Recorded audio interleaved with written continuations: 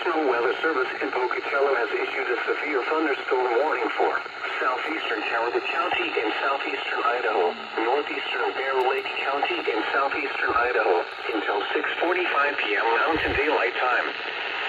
At 6:16 p.m. Mountain Daylight Time, a severe thunderstorm was located 7 miles northeast of Georgetown, Oregon, 15 miles north of Montpelier, moving east at 25 miles per hour.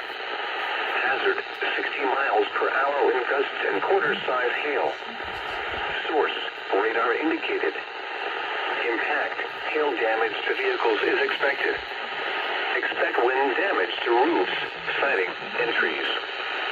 Locations impacted include Clear Creek Ranger Station.